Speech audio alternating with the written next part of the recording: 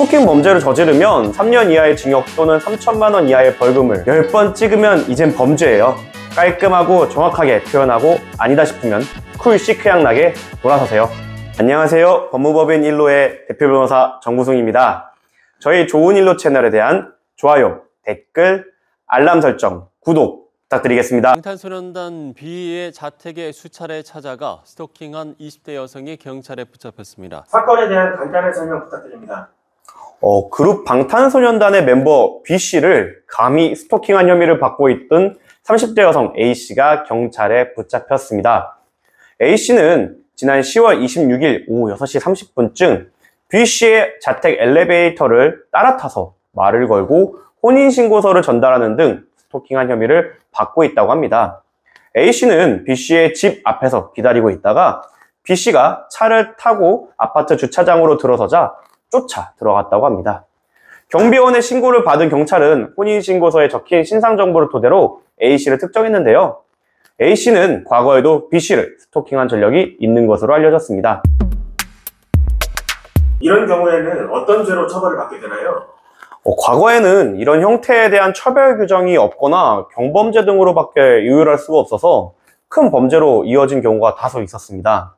이에 스토킹에 대한 강력한 처벌을 요구하는 목소리가 높아졌고 2021년 드디어 스토킹 범죄의 처벌 등에 관한 법률 제정안이 발의됐습니다. 즉 스토킹 처벌법이 발의된 것이죠.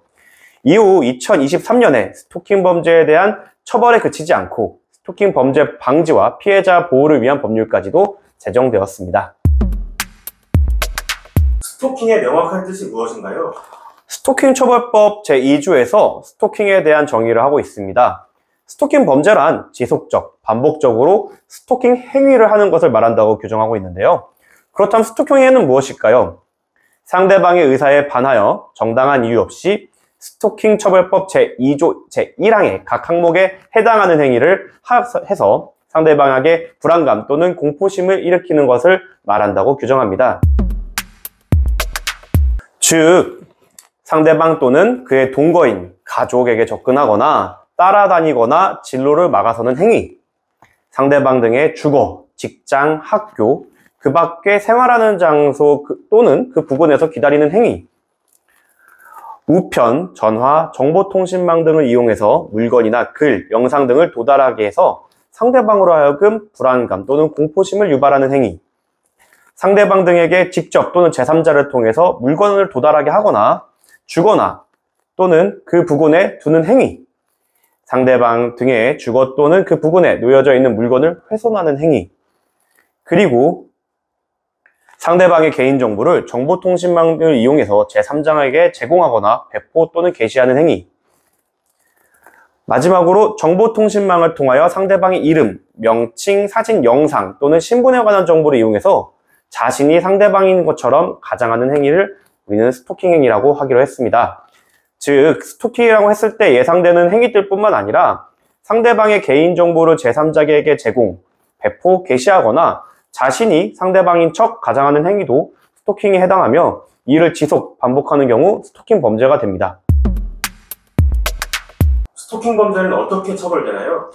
스토킹 범죄를 저지르면 3년 이하의 징역 또는 3천만 원 이하의 벌금을, 흉기 그 밖에 위험한 물건을 휴대해서 스토킹을 하는 경우에는 5년 이하의 징역 또는 5천만 원 이하의 벌금에 처합니다. 그리고 형벌뿐만 아니라 수강명령, 이소명령 등이 병과될 가능성이 매우 높습니다. 그렇다면 스토킹은 피해가 발생해야만 처벌되는 건가요? 아닙니다. 이에 대해서 최근에 대법원 판례가 나왔는데요. 스토킹 처벌법이 침해범이 아니라 위헌범이기 때문에 실제로 피해가 발생하지 않더라도 객관적, 일반적으로 볼 때 상대방으로 하여금 불안감 또는 공포감을 일으키기에 충분하다고 판단되면 현실적으로 침해가 발생하지 않아도, 즉 현실적으로 불안감과 공포감을 가졌는지 여부와 관계없이 스토킹에 해당한다고 보았습니다. 피해자는 어떻게 보호되나요? 스토킹 처벌법 제4조에서 긴급 응급 조치를 규정하고 있습니다. 스토킹 행위의 신고와 관련해서 스토킹 행위가 지속적 또는 반복적으로 행하여질 우려가 있고 스토킹 범죄를 예방할 때 필요하다고 생각이 된다면 첫 번째로 스토킹 행위의 상대방이나 그 주거 등으로부터 100m 이내 접근 금지를 명할 수 있고요. 스토킹 행위에 상대방에 대한 통신을 이용한 접근 금지 등을 경찰이 조치할 수 있습니다. 또한 스토킹 방지법에서 피해자 등에 대한 불이익 조치를 금지하고 있고 피해자 지원 시설, 비밀 유지 의무 등과 같이 이를 어길 경우 처벌 규정을 둬서 피해자 보호에 실효성이 있도록 규정하고 있습니다. 마지막으로 하시고 싶은 말씀 있으신가요? 마지막으로 한마디만 남기자면 이건 전 세계 아미들의 공분을 일으킨 A씨가 해야 되지 않을까요? 아무튼 스토킹, 이제는 낭만이 아닙니다. 10번 찍으면 이젠 범죄예요. 깔끔하고 정확하게 표현하고 아니다 싶으면 쿨 시크향 나게 돌아서세요. 누가 압니까? 그 쿨 시크향에 상대방이 심쿵할지. 지금까지 법무법인 1루의 정구승 변호사였습니다. 감사합니다.